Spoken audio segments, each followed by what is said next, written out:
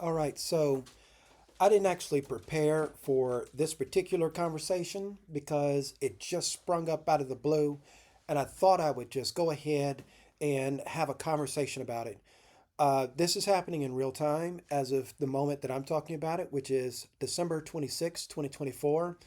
And apparently, ChatGPT is down. And so, you know, yeah, I used ChatGPT as recently as yesterday on Christmas, right? Because I was putting together a presentation for and about Linux. Fortunately, I had saved all of my content, right? So I just do that normally, right? I don't leave everything in ChatGPT. Let's check it right now, because an hour ago it was down. I'm just going to get asked the question: Are you available? And hit the okay. So I'm not getting any response back. And so I'm on this website right here, right now, right? And so let's just click on a link to verify. So yeah, so the internet is working, right? But ChatGPT itself is down for um, all these businesses and all of these people that use it for content creation, AI art, use it for business, use it for coding, you name it, is down. Who knows why it's down? But obviously complexity is a culprit in the whole scheme of things. Like I said, personally, I haven't lost anything because I keep offline copies of everything really important that I do on this. And so, yeah, and the big telltale sign is, chat history is gone, right? So all the chats that you would have, they'd normally be listed right here. They're gone. And so this doesn't even show you models. It doesn't show you models. Everything is like broken here. This isn't the way this is supposed to look, right? It's supposed to be a whole list of things here. So, yeah, the chat GPT is down. I didn't know that this was like the second or third time that it's been down in the last month or so. So I don't use it every day, but I use it almost every day. So the reason why I decided to talk about this now was because I was going to talk about AI anyway. I was going to talk about it anyway, right? And basically, you know, a lot of us use AI. I use it quite a bit.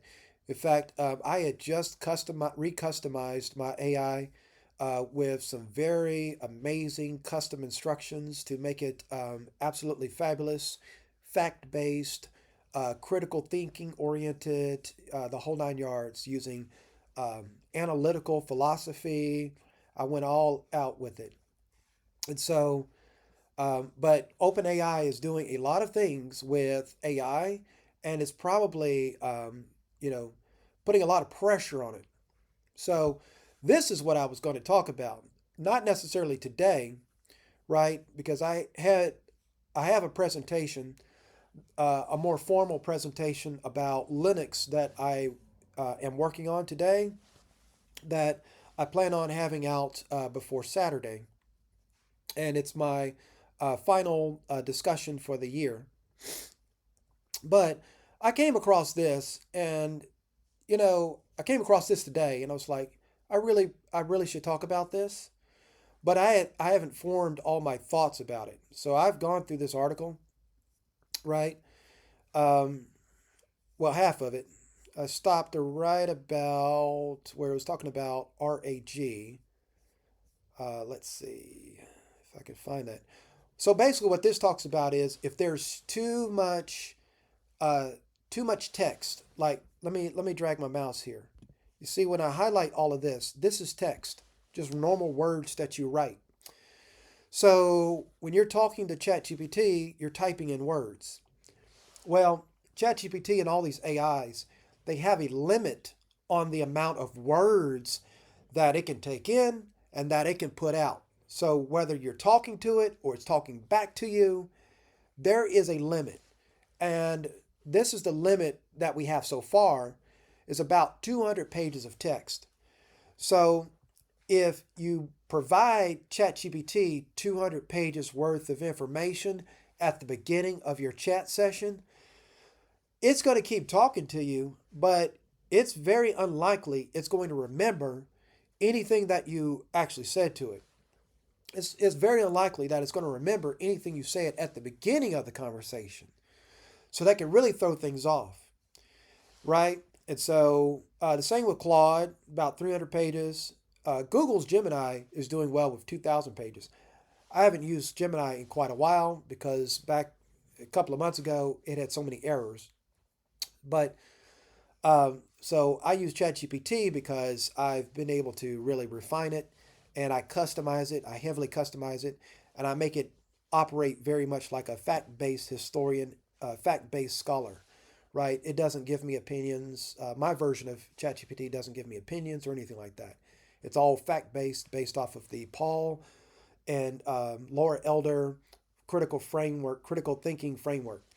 Anyway, so um, but here it is, retrieval augmented generation, right?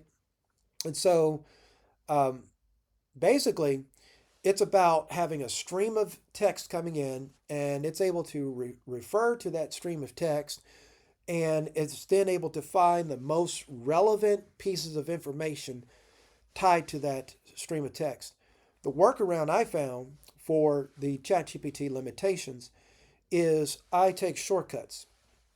And basically, what that means is I used to build up a conversation, but that could take like an hour.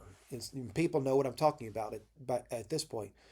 So, what I do is I take a strategy of, okay, think of the smartest person you know, and think of the smartest books, the most authoritative, most dense books you can imagine, right?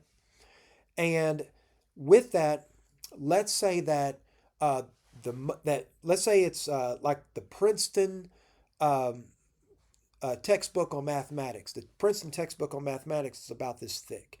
It has all mathematical theories, axioms, philosophies, you name it, all in this one. The Princeton Companion to Mathematics is what it's called.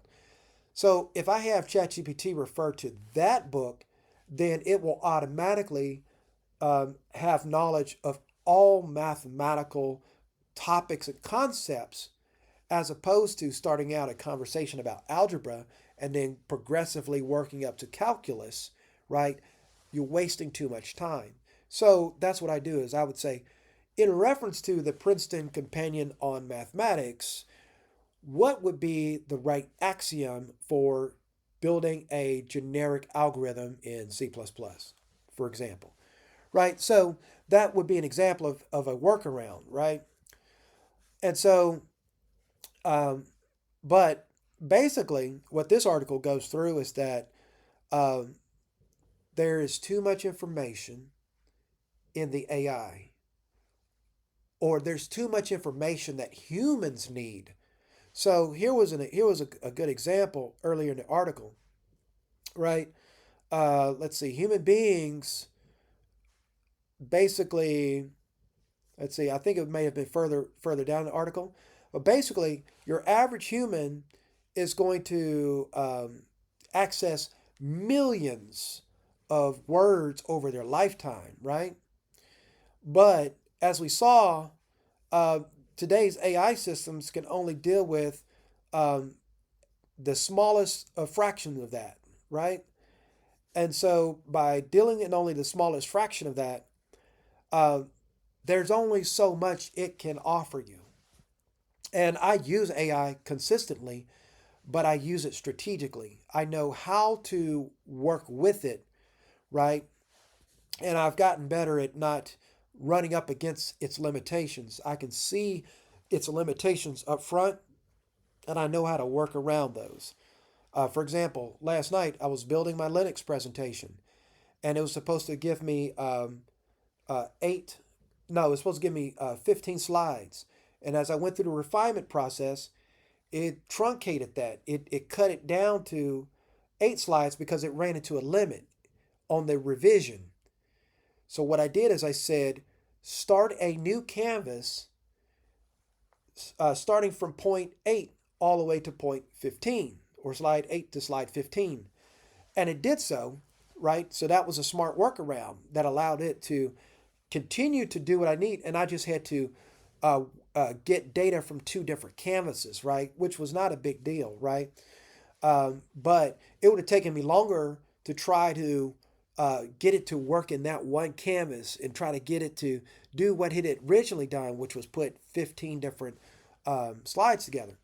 So, but yeah, so ChatGPT is down a day, and there are there are limits to this technology, and it looks like it could take over jobs, but you're going to find that when you try to experiment as a corporation, as a company, in replacing employees with AI, the rug is going to be pulled out from under you when you least expect it.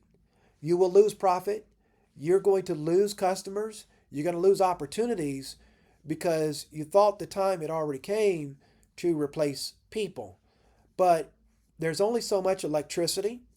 There's only so much data center capacity. There's only so much real estate on Earth, right?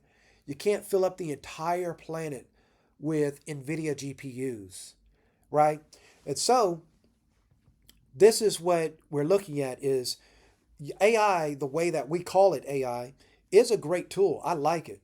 Fabulous. Saves time when you know what you're doing and you know how to use it. But you have to be ready for moments like today when it goes down. And even when it's up, when it has reached a point where it's not able to deliver the kinds of things that you hoped it would be able to deliver.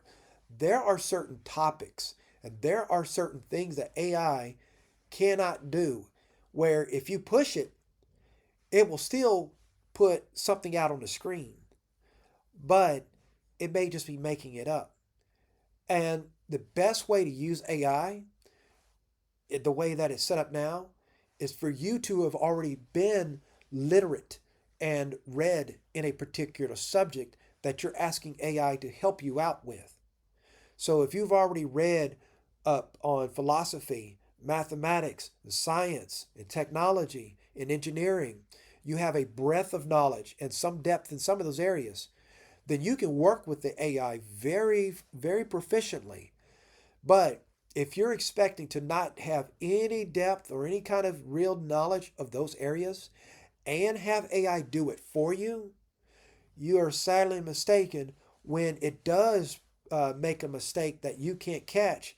And then when you put it out into the world, or it does it on autopilot, right, out in the world, and there's mistakes in it, and you don't even know how to recognize the mistake, you can't call that back. And the damage is already done. So I would have done a much better talk about this entire article here, and I might circle back to it. Probably not. But it just brought to mind the whole conversation about the limitations of technology, the limitations of these tools that we use.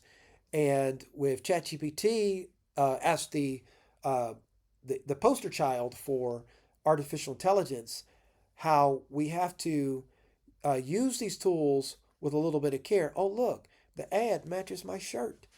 How neat. We got to love these surveillance opportunities when they arise.